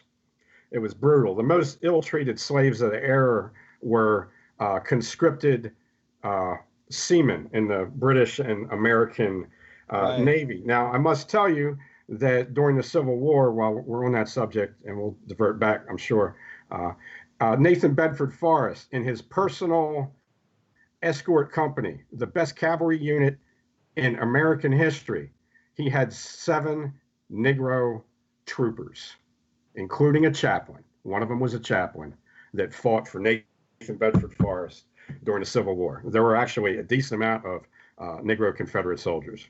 Yet the diversity of his regiment doesn't preclude the current rulers of America from digging up the man's grave. Right. And when he was selling slaves, he posted ads claiming that his slaves were never abused. They were guaranteed. Their behavior was guaranteed, and they were fed the best food, and they could expect to give the best service because they were well treated. Now, have any of you read Robert Fogel's Time on the Cross? Robert Fogel was an economist. I actually met him once. He won the fake Nobel Prize in economics. No, I have not read this. I have read the economist, what's his name, Jeffrey Hummel, his book on Civil War, which is quite good. Emancipating Slaves, Enslaving Free Men. Highly recommend that book. But please go on, Alex. So the book, it's been a long time since I read it. I think there's probably some problems with it, but one of the most famous aspects of it is his comparison of the food comparison of pre-Civil War slaves. So I think the time period is 1830s up until the 1860s. The black slaves, and comparing that to the food that a non-land owning Southern white would eat. And basically the bottom line is that the slaves were fed much better. Actually, correction, the comparison was with a northern factory worker, and the conclusion was that the slaves were pretty well fed, really quite well fed, lots of meat, maybe not the best cuts, but plenty of meat and butter and lard. And they were not, it's of course it's a myth that they were beaten all the time. I mean, you wouldn't beat these people because they were so expensive. They were really great labor. I think it was Gregory Cochran, the blogger and just overall very smart man, made the point that Africans are much more resistant to tropical disease, and of course the American South is subtropical, so you have things like hookworm and malaria rampant in the era of slavery, and so they're able to work much more effectively than a white sharecropper type person would be able to work. It changed from colony to colony. It just depends on where you do your study. From Virginia north, the more durable laborer is the European. For instance, in the very crucial land clearance, people have no idea what the eastern United States looked like. You had trees that were 1,000 years old where I'm sitting right now. They couldn't cut them down. They had to kill them and plant corn around them because they did not yet have the lumbering technology to take down the size of trees that you had in the United States, or what became the United States. That technology was perfected in the early 1800s in Maine and then taken to the West Coast. The eastern United States was almost entirely deforested by teenage slaves from England, Ireland, Scotland, and Wales. And to your point about how big of a task that was, if you look at sort of maps of the United States historically and where the tree cover was, prior to the sort of colonization of that region by Europeans, it was actually even more thickly wooded than you'd find in even like the Pacific Northwest of today. The only reason I think we associate these forests in America being in the Northwest today is because that's the region that is still sort of relatively unlogged and developed. But the trees in the Carolinas and Georgia, they call it Georgia Pacific, right? There's this big lumber company. It's because the pine trees there grow very quickly because you get so much water and there's a lot of sunlight. And so it was extremely dense forest when people were coming in there. And I suppose the sort of techniques that were required to fell those trees were sort of unfamiliar, or maybe the Africans were not very adapted to that sort of work. But I think they weren't even there, like in the early days. In the early days, like they weren't there. The ones felling those trees were white slaves, and I don't know if I mentioned the number earlier, but it was half to 3/4 of the early colonists were slaves. No, that's true. But what I'm getting at is it's sort of like the frontier of the United States has sort of changed over time, and even after the end of slavery, there was still sort of a frontier, relatively far east. It was sort of, we call it the Midwest today, but they called it the Midwest because to them that was the West, but it's actually east of the middle of the country. And those regions were settled by frontiers people, and the Homesteading Act, I think, was given to whites, I think for a reason. It's because you could sort of trust a white to go out and sort of set up his own system in that environment, whereas I don't know what you'd expect from a black, but it's... You did actually have, for a brief time there, the beginnings of an actual racial ideology from the victors of the American War, the American war between the states, where I think people are familiar, of course, with the book, what is it, Lincoln's White Dream. I mean, James mentioned the efforts to deport the Negroes to Liberia. That was one of Lincoln's ideas for the resolution of the Northern victory, would be the removal of the Negro. And, of course, in the popular culture, you have this idea where the northern Puritans, northern WASP types, they were opposed to slavery because they shared the racial egalitarianism of their modern day antecedents. And the reality is, of course, that yes, some of them had a more zealous religious view of slavery. The Quakers, for instance, were always opposed to it. And they wanted they were only opposed to Negro slavery. They were not opposed to white slavery. They owned most of the white slavery. Okay, I did not know that. That's interesting. So okay, can you actually explain that? Yeah, what the hell is the difference? Okay, I mean, first, why do they let's go. Adam, I'll hit that point again. They called it the Northwest Territory.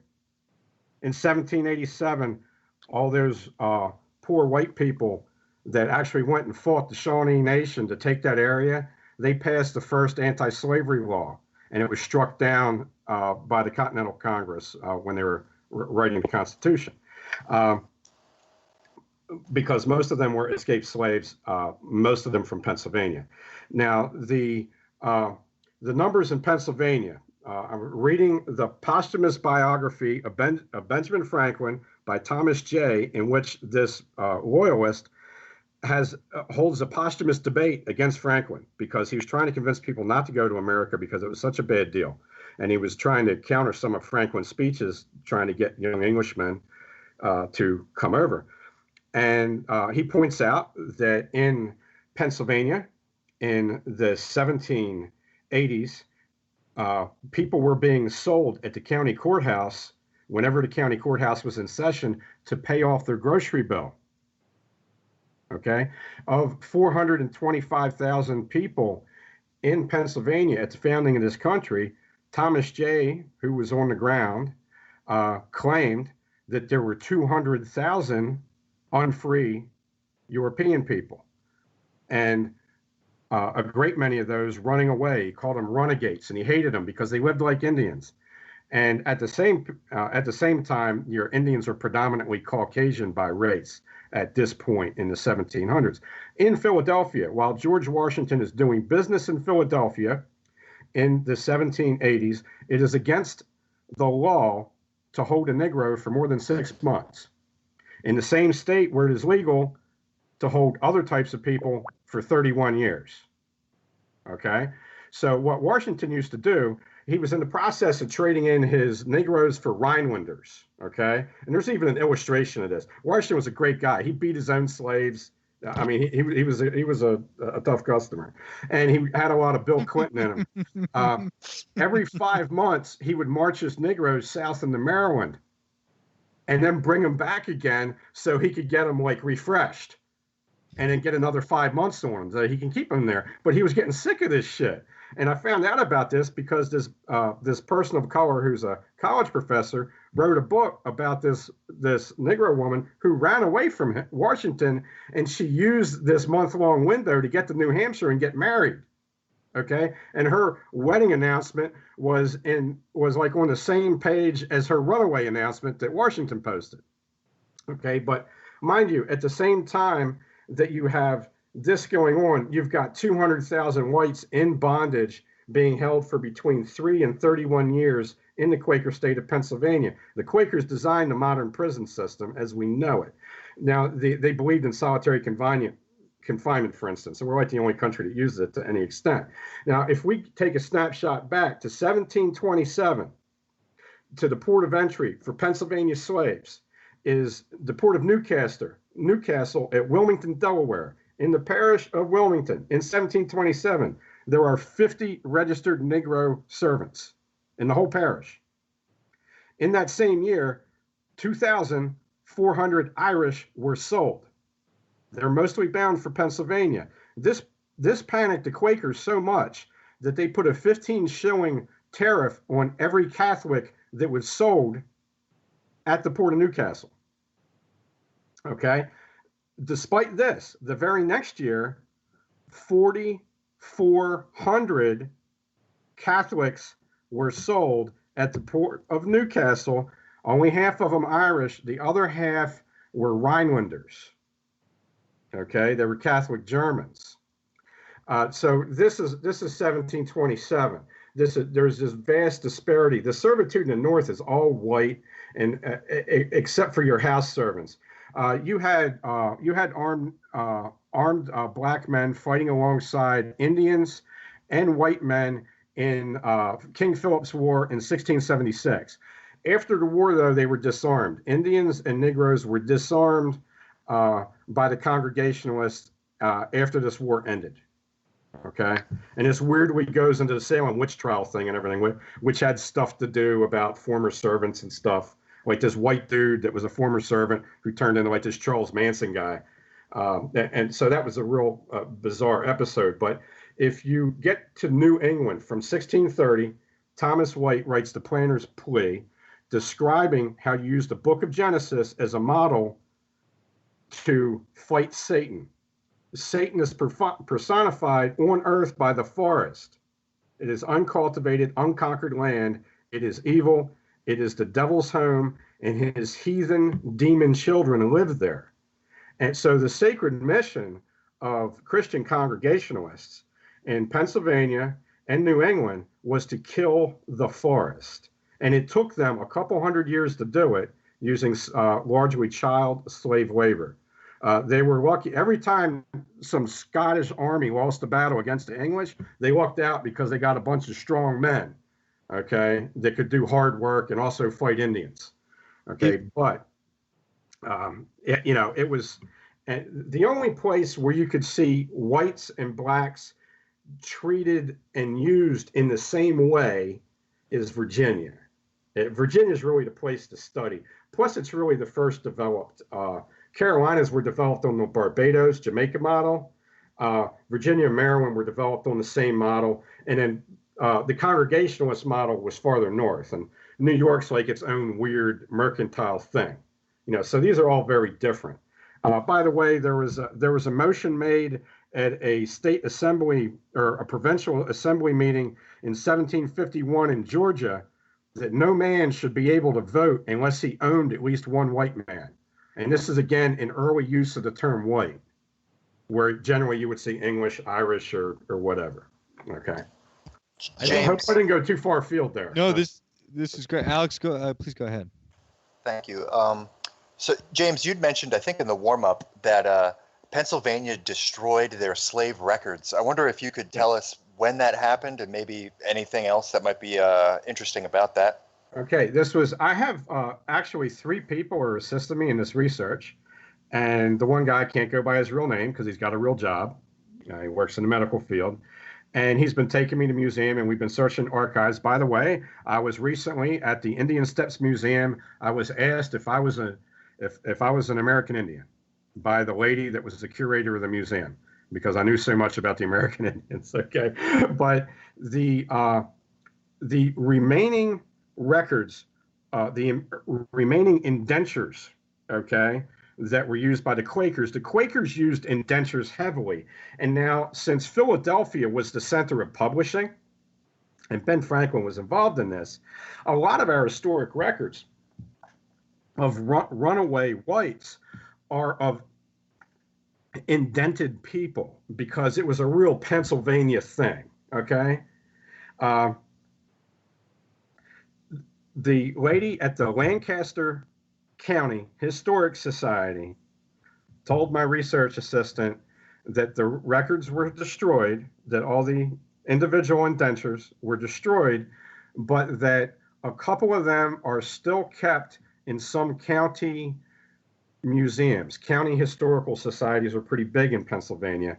And I hope one day I'm going to be able to find and photograph one of these things. But these are small places, and they don't even have comprehensive websites or anything. Okay, so I had to physically go there. I've also examined some burial grounds in New York. There's an atrocious desecration of this Irish burial ground where they 6 free black families put interred the remains of their family over these mass graves of these Irish servants, and now it's claimed as an American Indian, African American slave burial ground. And the proof that the archaeologists from this New York University used that these were African bodies, these skeletons that were found in the mass grave, was that they had pennies on their eyes.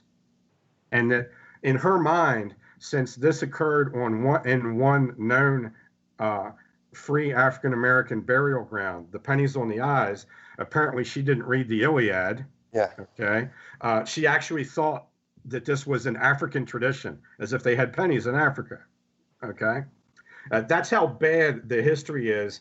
And it makes it really easy for an amateur like me just to rip through it, because these people contradict themselves on the same page as their citations. The citations that a lot of these professors use actually contradict the narrative that is in place on the very same page. A guy named T.H. Breen wrote a book called Puritans and Adventurers, where he talks about how great the Puritans were and how lousy the Cavaliers were. And he contradicts himself with his own citations on every page. Begs the question as to why academics are even held up to the sort of public esteem that they are. I mean, this is clear evidence that these people can't get things correct. And well, hopefully all of our shows provide some evidence for that, because that's what we're going for. I would be hopeful. Alex, did I answer you correctly there? I was curious. You know, if it was a malicious intent. I mean, I'm imagining that these Society of Friends, these Quaker people, they deleted these records. They destroyed these records. To retcon history, or maybe it was just kind of an accident. Some places that have preserved records, it's uneven. For instance, the Frederick County, Maryland court records are preserved. The other Maryland counties aren't. There is a Maryland State Archive that has preserved all the runaway servant listings. And there are less than 5 Negro runaways listed in the 1700s in these 3 Maryland gazettes. And the other 2,100 of them are Caucasian people, okay, that are listed here. And this wasn't just a dedicated, this is where we're putting the ads for these people. This was for everybody. There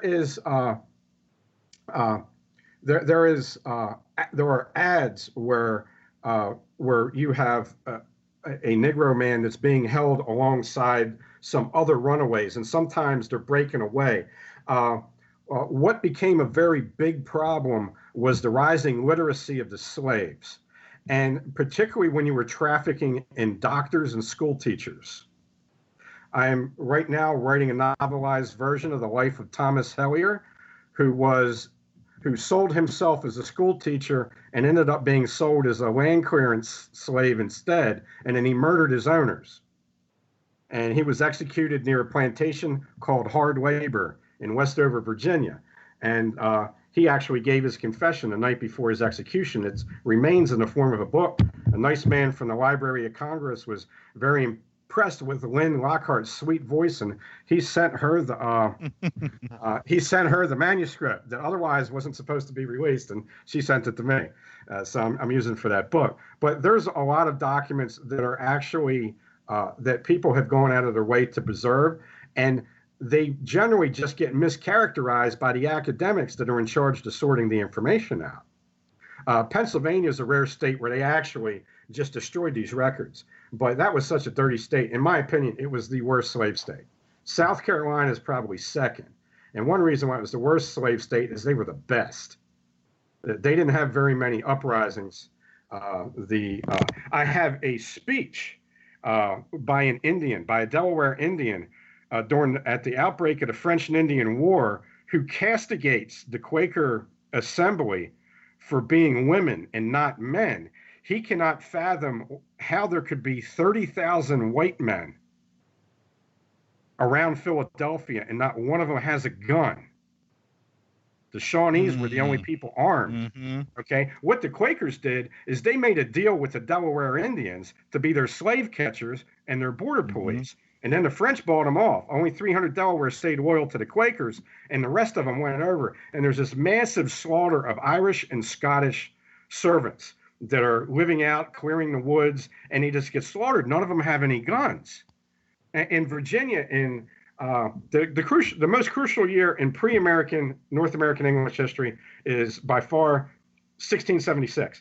In Virginia, in 1676, in 1675, Virginia and Maryland lost a war against the Susquehannock Nation, which fielded 100 warriors.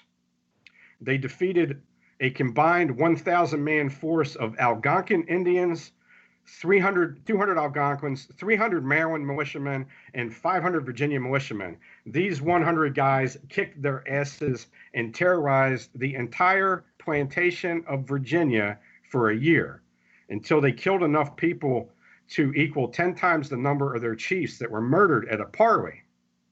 And then they sent a racially English warrior of theirs to Governor Berkeley and tell him that they had buried the hatchet in enough English heads that it was now time that they no longer had to be at war.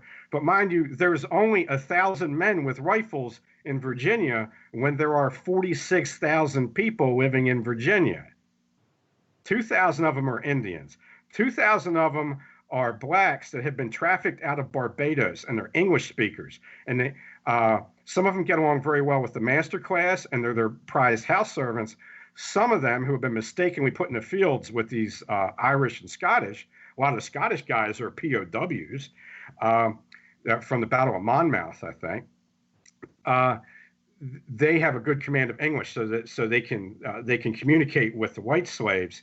So after the humiliation at the hands of these Susquehannocks, there was a rebellion, and the rebellion becomes a multiracial rebellion where you have whites and blacks fighting whites and Indians that represent the master class, because the white masters have their allied Algonquin Indians, who are, by the way, terrified of the Susquehannocks too and won't go out and fight them.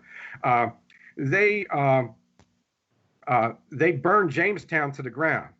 Okay, imagine Washington D.C. getting burned to the ground when there's I imagine it every night. Okay, so this actually happened. The capital of America was once burned to the ground, and it was Jamestown.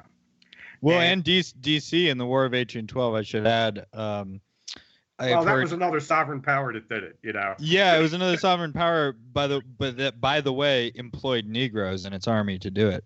Yes. So the decision to traffic the majority of slaves directly from Africa instead of the West Indies is brought about by this. They don't want them speaking the same language. They then move to separate housing. Later on, Washington on his plantation reverses this because it's cheaper to have his Rhinelanders live with his Negroes. Okay, the policy of separating the whites and blacks in their quarters and everything starts then, and they also have a conscious policy of trying to buy people from different tribal groups in Africa so that they can't communicate with each other that well. But that doesn't work because they all hate the same people. The most interesting point about Plantation, Virginia, to remember is that this place was settled in 1609. They're selling people, weighing them on scales against weights of tobacco by 1617. Okay? In 1671, the Virginia Assembly knows that these assholes in the Caribbean, the plantation owners there had their eyes on Carolina, and they want it because it's very wet land. It's going to be good for growing food because Virginia, the soil's being destroyed by the tobacco and maize cultivation. So they make a motion to find, out of the then 41,000 people living in Virginia, they look for 100 free men, 100 men who have worked off their 7 years or their 14 years or their 31 years, so that they can give them guns and send them to colonize Carolina. They can't find 100 free men in Virginia. Out of 41,000 people, they can't find 100 free white men that aren't plantation masters. And there's only about 300 plantation masters. I mean, it's a vast slave farm. And there's only 1,600 Negroes. So you got 38,000 white slaves in Virginia.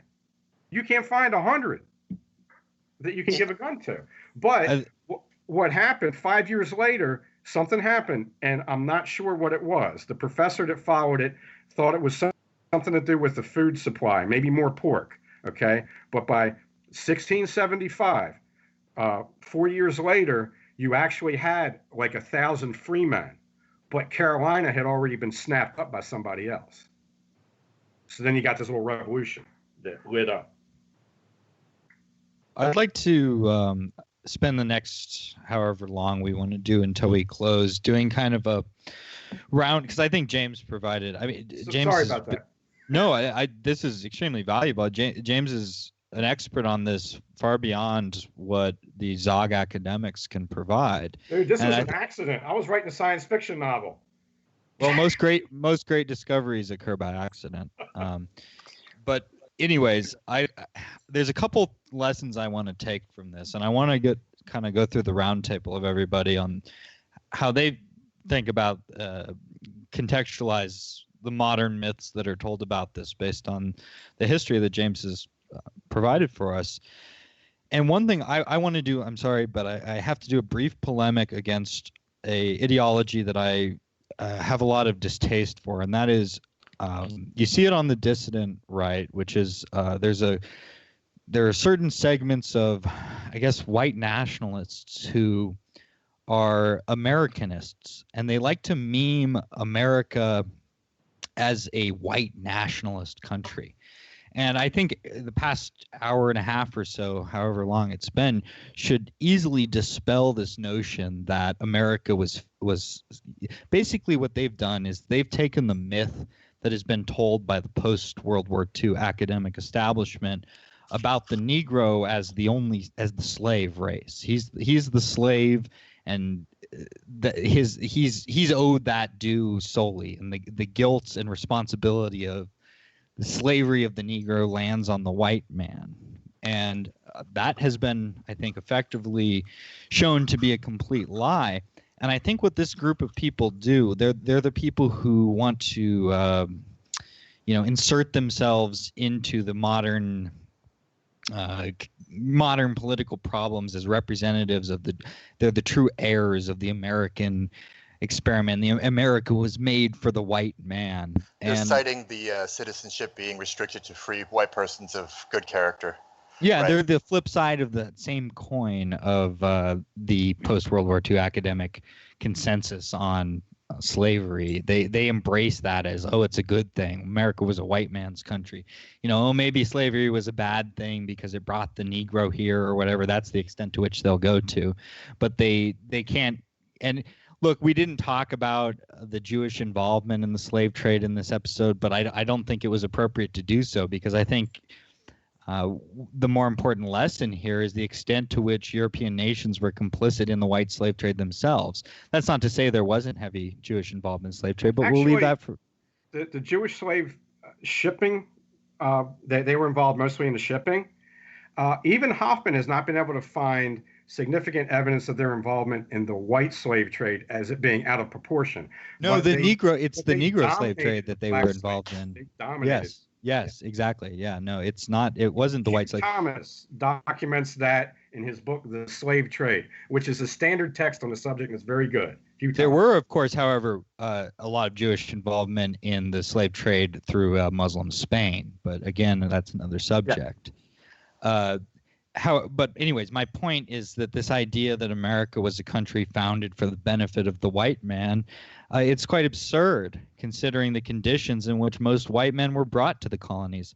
And the other point, before I want to do just kind of a roundtable on what you guys believe to be the reasons. I mean, in some ways, I guess it's kind of obvious why these myths are told, but I want to get everyone's take on it. But I also wanted to talk just briefly. I had a quote I really liked from Hoffman's book regarding the capitalist shilling. And I find this to be really the essential quality of the neoliberal worldview, wherein you have capitalist shilling and this bizarre racial ideology mixed in. So Hoffman makes a very good point. He's referring to some modern economists. I'll read the quote in entirety because I think it's very good. In defending the enslavement of white children in factories, the professor writes, an idyllic childhood devoted to education and play was simply not possible for most white children. So there he is explaining, why it's okay. It reminds me, of course, of Ayn Rand's famous line that you should get down on your knees and kiss the smokestacks of the Industrial Revolution. He goes on to say, one wonders what sort of reception Nardinelli, that's the above-quoted economist, and his university publisher would have received had he justified the enslavement of Negro children in the antebellum South on the basis of an idyllic childhood devoted to education and play was simply not possible for most black children. As we shall see, Nardinelli's Apologia is part of a long line of both capitalist and supposedly humanitarian socialist thinkers for whom two different standards of morality have obtained. What qualified as oppression of Negro slaves and what qualified as oppression for white ones, beginning with the fact that it had been ruled improper to even refer to white slaves as such, this is what we were saying with indentured servitude, and concluding with economic arguments in favor of white enslavement, which they to be advanced in precisely the same terms toward any other race of people would be denounced as an egregious denial of fundamental human rights.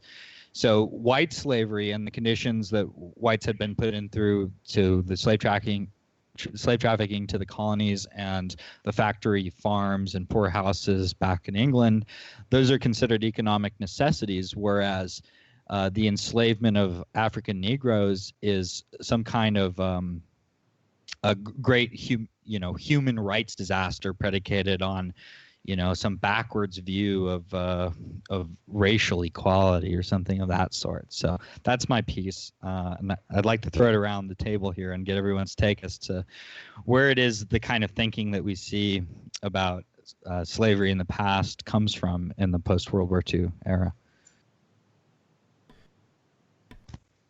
I have a quote from 1833 from April 14th, England, the Birmingham Journal, which directly, it's very brief, and it directly addresses that. Quote, "That night a chariot passed her, while on the ground she lay, the daughters of her master, an evening visit to pay. Their tender hearts were sighing, as wrongs to Negroes were told, while the white slave was dying, who gained their father's gold." Anonymous. 1833 England. That's to your point. And very chilling at that. What do you guys think? You can start with whoever. So there's this temptation, like you hear this a lot, this conception of slavery as America's original sin. And, to some extent, that's not inaccurate. Like, it did seem to kind of permanently screw up the demography, certainly, of the country. But if you look at other white countries that had effectively zero involvement with anything approaching that, like Canada or the United Kingdom, they also seem to be desperate to find some sort of a myth, terrible origin story that justifies why morally they have the obligation to import some number of savages or to be very nice to the ones that they acquired along the way. So, I mean, the sort of genesis of that desire for like some terrible origin myth, I think there's a lot of different suspicions about what sort of leads to that.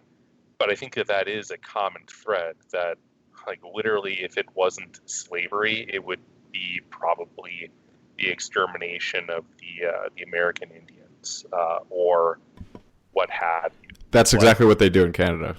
There's a rhetorical desire for like a reason why the identity of the country is somehow uniquely bound up. Now, because every nation is built on a hill of skulls. Like, there's like 3 or so countries that weren't like formed out of warfare.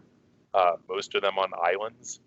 So it's absurd to pretend that, like, when you're talking about something like a nation state, that like, well, you have your friendly ones and your non-friendly ones.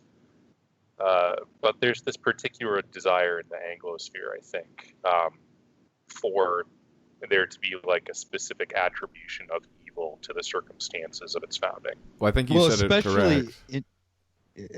I should, especially significant to this, talking about the Anglosphere and the slave myths, Australia recently proposed, and it looks like they're going through with it. A friend of mine sent me this. They're going to be giving like $100K to anyone who's a victim of modern slavery and sex trafficking. If they come to Australia and they obtain, I guess, Australian citizenship, they will be just given money for ills that were inflicted upon them elsewhere. And what's especially disgusting about that is, as I think James did allude to in the previous discussion, was the fact that Australia itself was built on white slave labor. But you don't see them getting restitution. No, if you're any poor fucking sap anywhere in the world, come to Oz, and we're going to give you, we're just going to throw the taxpayers' money at you because, sad things happen to you in this fucked up world. How is that any different from the American asylum policy? We take all these like dumb Somalis that somehow didn't get killed in the first Civil War, and we settle them in Tennessee and Idaho so they can gang rape 8-year-old girls. It's not especially different. It's just more. It's America again has that clearly defined slave guilt mythology established, and Australia does not. Where in fact Australia was built on slaves, and yet it's still racially outsourcing to the non-European, to the extra-European masses of the world, some kind of debt that they owe just based on their misery. I think the reason this is working is because the nations we're describing right now are predominantly secularized, but the people are still the people that they are descended from. And I think there is something within our biology that sort of, you want to call it like white guilt syndrome or pathological altruism. I reject this completely. Thank you. Let me finish first. So basically, I think what's happening is that people are being browbeat into doing things. And it's sort of like Hank called it the original sin syndrome. You can see this behavior in people who attend church. I mean, the sort of concept of sin is, and you can view it in a good way, like it keeps people from behaving badly, but also you can view it cynically in that it keeps people from going outside the control mechanism, which is sort of the moral authority. And I think what you have in sort of a secularized society is that you don't have the church leadership anymore, but you have sort of a government media system that sort of browbeats people into behaving a certain way. And I think who controls that is the people who have money and power, and there are certain incentives for them to get the population to submit to certain policies that they benefit from, particularly third world immigration, which increases their profits. I think that's the predominant reason why this is happening.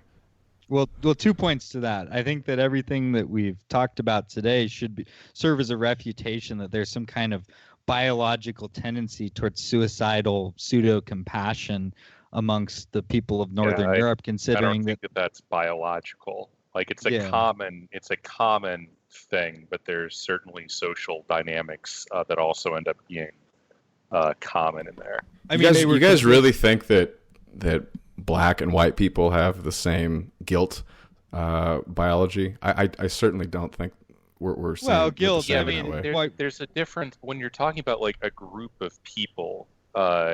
There's bizarre enough differences in the way that societies are set up and the extent to which they participate in particular social patterns at different times. That I mean, I think it's absurd to say that like on a social level, there's a like biologically linked trait towards this desperate searching for a reason why you're terrible. You can look at things like you can measure individual levels of empathy and things of that nature, but I really don't think that translates onto a social. Well, then explain to me why all the countries that sort of seem to be self-immolating like this are white. I mean, I can tell you. I think. Go ahead. So, the human being is designed to endure, horrifying amounts of stress. And some of these people that James has been talking about survived and had children. They endured getting beaten with a cat of nine tails and living on maize to at least have a few surviving offspring.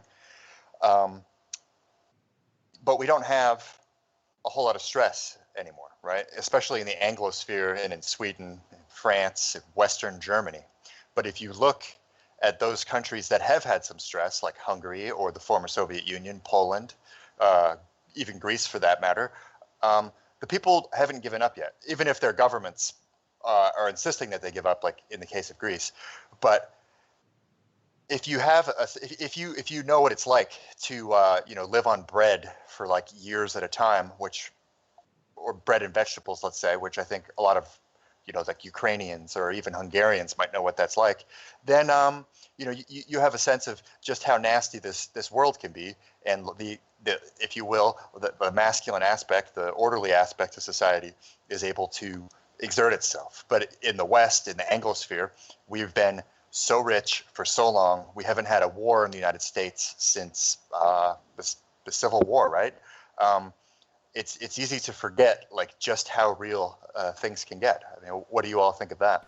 I agree with Alex. I think it's. I agree with him too, but it's not to the exclusion of there's differences in our biology. I don't understand why you guys in our make capacity it for abstract thinking. And the way I would frame it is that when you're no longer motivated by necessity, by the physical raw necessities of survival, your actions become more informed by the idea, by the governing idea. And that idea is always fundamentally religious in its nature. So you say secular, it doesn't really matter. It's a religion. And people have the luxury because that's right. Physical pressure is skin in the game.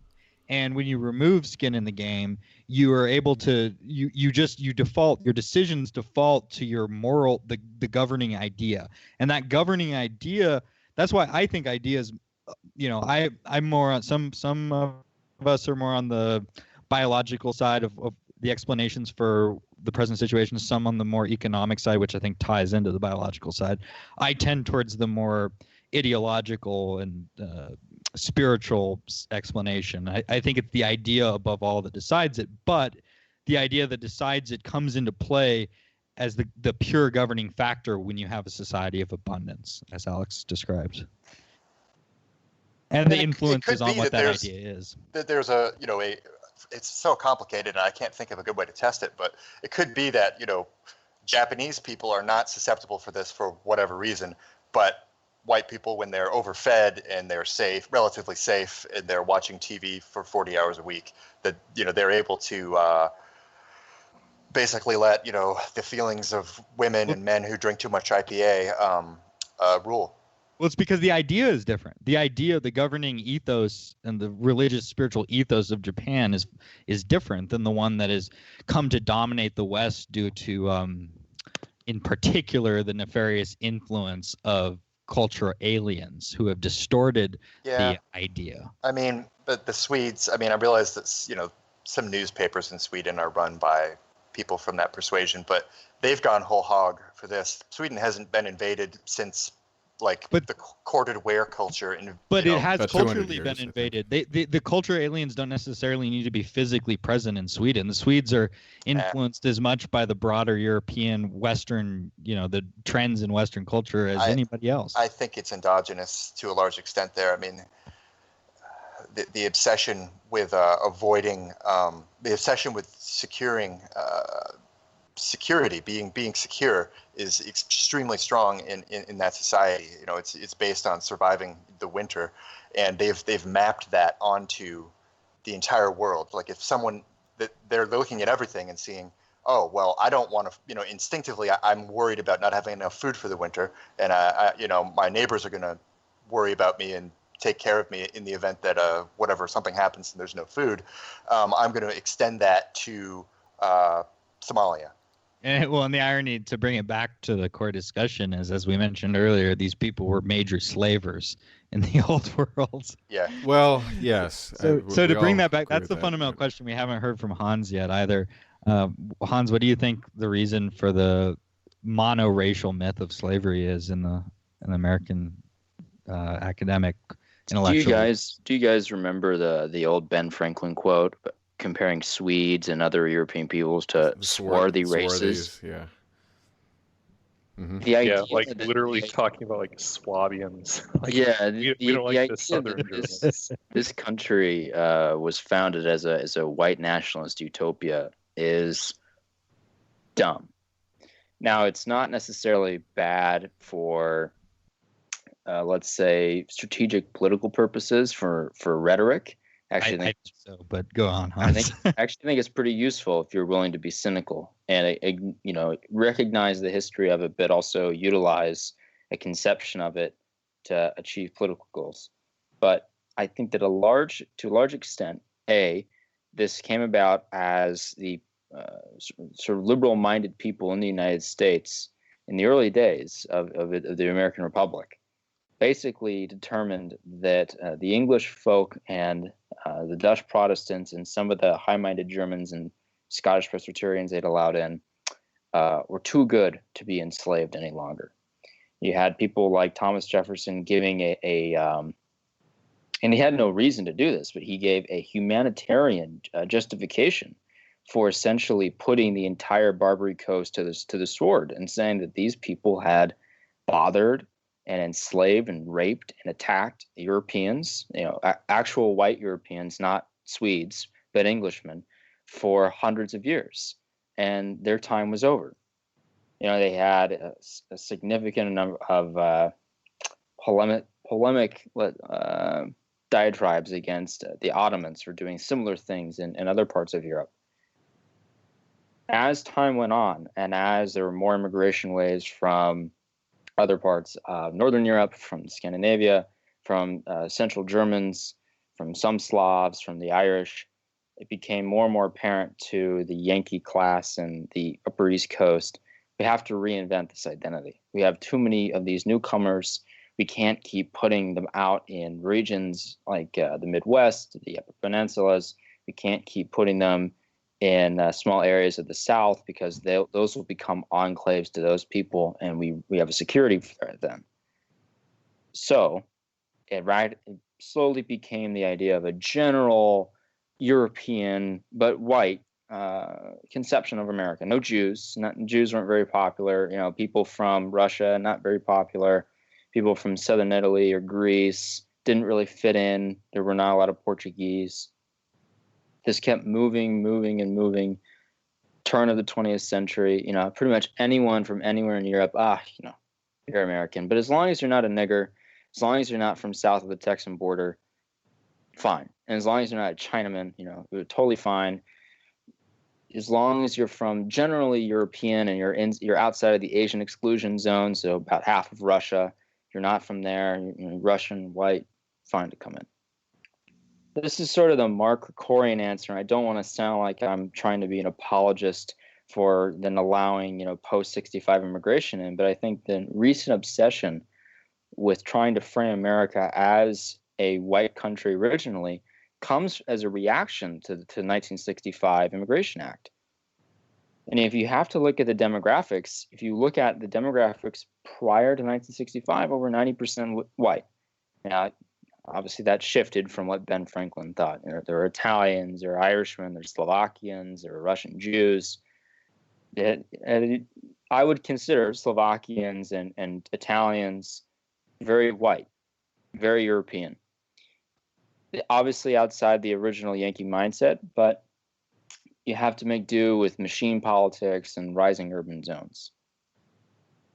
Unfortunately, if you have to frame your entire history now as a reaction to a concerted effort by the elites of this country, by the elites around the world to actively attack the white population of this country, which has been amalgamated through intermarriage, through sort of cultural impetus into a single loose identity. If you have to react, you're going to react. And that's why I'm saying it's good for rhetoric. You might as well fight with what you can. And if you want to frame the United States as it's a white paradise, it was free from all these troubles of Europe, and you can kind of get along with the 19th century Masonic ideals of what America should be, that's okay. But, if you really want to know what this country was like, study the slave trade of whites into this country, get Michael Walsh's book, White Cargo, look into how cynical the British elite were towards their own people with the formation of these joint stock corporations that went into Virginia. None of it's really ever been about securing white people. It's been about securing money. And the ruling class. And that's, to me, like people talk about the sin of slavery. Well, I do think America is founded on sin and depravity. I don't care much. I'm not going to apologize for it. I don't care much for the suffering of the Negro. The world is too big for that. I don't, it doesn't, I see that regardless of the geographical proximity, it doesn't, I don't care. What I do see is that a country was built on lies, and that the white man was put into bondage to serve the mercantile ends of an oligarchical elite, and that we are to retcon this into some kind of ideal that served the people of Europe generally, and we're going to buy into the founding myths of the country, and we're going to say that they can serve us again today when they've never served us, and they're not going to serve us again in the future. Something occurred to me as well, as we're sort of discussing this, that the sort of usage as the 1800s, especially where the sort of plantation slavery model was in place, as the boogeyman, in contrast to what we have today, is I think also useful. It's not just that we are currently sort of trying to get reparations from you white people. It's also that, aren't you fortunate that you don't live under slavery anymore? Whereas, in my opinion, most people are not free to really make their own decisions as much as perhaps they used to be, and certainly not in sort of a very abstract sense, because you practically have to go through a very regimented system in America to make it. You have to go through education. You have to go to the right school. You have to basically not be politically incorrect. You have to follow all the laws, which are ever more numerous these days. And the rights of the Constitution that were supposedly handed down to us seem to be violated on a daily basis if you read the news by the government. And it's just a system of sort of debt slavery, or for lack of a better term, that does not seem to be free at all. But I think when people are taught that we used to have slavery and now we don't, I think that has an effect of having people to be more compliant with the system. That's a great point, Adam. And I should add that I think reparations is one of the faggiest, most anti-historical liberal concepts there is. It implies that people benefit from history. No one benefits from history. You endure history. You don't benefit from it. There are no winners to the historical struggle. And I would like. Are you sure about that? I mean, I would ask William the Conqueror how that worked out. There's definitely losers, but there's everybody losers, else has. But there's always a counterfactual to history. Dependency, yeah. Everyone loses at some point. But to your larger point, Nick, be let's go ahead. You were saying. Well, I mean, on the concept of reparations specifically, I mean, as a group that we've all gained from this, and it was the Negro who lost. Well, many of us are descendants from white slaves. I mean, I am. I've got 3 of them in my family. Right. I mean, on the Mayflower, what was it? How many of the? It was the third. 1/3. Yes, my family. They died at a higher rate than the free people.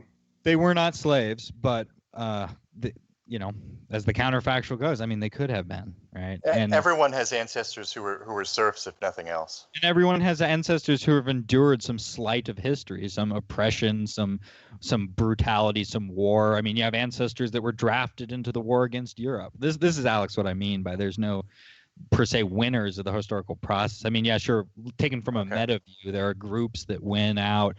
There are the conquered and the conquerors. Yes, that much is true. But it's that's not a good point. I get what you're saying now. This feminine, like, here are the people who lived off the fat of land. No, the only people who lived off the fat of others, these were a very small class of the George Washingtons of the world. James, let's get your take on the bigger question I was asking as to why do you think this history is suppressed? I mean, there's obviously a lot of answers, some of which are obvious, but just roll with that. Why was the white aspect of the slave trade? I personally like to believe it's the curse of a poet. Okay, I'll close with that. Okay, but I'm looking at the 12 items I picked out as the legacy of this. And you're absolutely right. This is a nation built upon lies. We're taught that the 14th Amendment, Section 1, in 1865, abolished slavery, but it did not. It established slavery in perpetuity. Okay? We have the largest prison system in the world. We're not the largest country in the world. We have the largest rate of solitary confinement in the world. We have more felonies on the book than any other country. Okay? It was just changed back to what it was when this country was started in 1609, which is you get enslaved for breaking the law, and we're going to write a ridiculous amount of laws and fill up this for-profit prison system. For instance, you've probably heard a lot of the whining about there's so many black people in prison. Well, the system's designed, it's a for-profit system. Prisons make money, okay? And a lot more and more of them are privatized. And you have Fortune 500 companies, at least 7 of them are operating labor in these prison systems. It's a way to make money off of people that aren't otherwise productive in the general society by writing laws that are just going to catch them up. It was 2 months later after the 14th Amendment, there was the Pennsylvania Railroad Act, which legalized private police forces. And for the next 60 years, you had European immigrants being enslaved, amongst them some of my oldest son's ancestors, in mining camps. We had private armies brutalizing communities that weren't even allowed to get paid for their work. So I think as far as the trouble about peeling this away layer by layer, I can see why even an honest historian would have a hard time with it, because most historians do not work chronologically, and they mostly work from a lens in the present, because they're trying to relate to an audience in the present. I never tried to really relate to an audience in the present, which is part of the reason why my books don't sell. But it's actually given me a view of the way people used to see things. We used to have goals. Well, now we have goals. We didn't have professional sports until after the Civil War. So what used to be the goal, tended by the goalkeeper, is turned into two things. It's turned into the county jail, and it's turned into the goal on the professional sports playing field that's got a goalkeeper and it's got a net and everything. It's a whole metaphor for what went on with slave catching before. We had the bail bonds business, which grew out of the whole bondman trade. The plantations, in fact, you have Angola Plantation Penitentiary right now is operating in Louisiana, exactly like an ancient plantation did. But most of our penitentiaries are operating on the Quaker model, which is where we get our idea of solitary confinement, which induces insanity in 95% of people who undergo it for more than 7 days. Yet we have, like 100,000 guys a year in solitary confinement on an average for 7 years. That 7 number pops up a lot. It's rather interesting. We now have to, I can be arrested at any time in any American city if I do not have an ID on me and end up in this system. Well, that comes from the Freedom Papers and the travel passes and the indented forms. One thing that's interesting, we have the 3-strike system in California now, where you're in jail forever. I don't know if they struck it down or not. People thought that came from baseball. Well, 3 strikes and you're out. It didn't come from baseball. It came through slavery it came from dueling by way of slavery. English duels used to be fought on the stage in London, best of 3, okay? And then in the same century, you had the statute of incorrigible rogues, which dictated that if you run away 3 times, you're a slave for life. But I think the bigger question is what did it do to our national psychology? I think that the United States, this is my opinion, has a higher authority bias than other countries. Our loyalty to our media opinions. As a general rule, most of the population is totally brainwashed by the mass media. And the good thing that I think that came out of this plantation system that stays with us today and is under attack by what the plantation system morphed into is what the Peter Williamson said about the Indians, that they believed in shooting the bow and speaking truth. Now, these Indians were Scottish and Irish and English predominantly. I'm going to prove this in my book, Paleface, is coming up. It's beyond a shadow of a doubt that most of these Indians were white. Now, that is the motto. To shoot straight and tell the truth is the motto of the biggest private gun training facility in the United States, or at least the most prestigious, the Gun Sight Academy. Okay, a guy that used to write for Soldier Fortune magazine founded that. I think his last name is Cooper, and that's still with us. That idea that freedom comes with a gun, that comes from these 380 slave rebellions that happened between 1585 and 1860. Okay, and almost all of these rebellions, the protagonist and the antagonist were of European descent. Okay, and how did these people come into bondage? Because in the country of their birth in England, where they were kidnapped, where they were abducted, where they were impressed, they couldn't own a gun over there. All right, there was a famous prize fighter. I read this in the Peabody Conservatory. It was a newspaper article from, I think it was 1798, that beat up an entire squad of naval pressmen. There was an ensign with a sword, and 10 sailors came into a tavern to enslave the men. And one of the men sitting at the table drinking was a famous boxer of the time. He broke the ensign's nose, broke his sword in half, and beat the shit out of the whole press crew. So I think our addiction to prize fighting sports and contact sports and the idea of freedom being associated with having a gun, which isn't European, and it's very American, I think it comes from the plantation experience. I sat within the barley green, I sat me with my true love. My sad heart strove the two between, the old love and the new love. The old for her, the new that made me think all island dearly,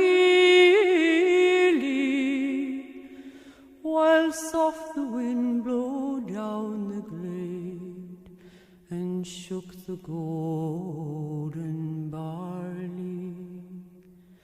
'Twas hard the woeful words to frame, to break the ties that bound us, and harder still to bear the shame of foreign chains around us.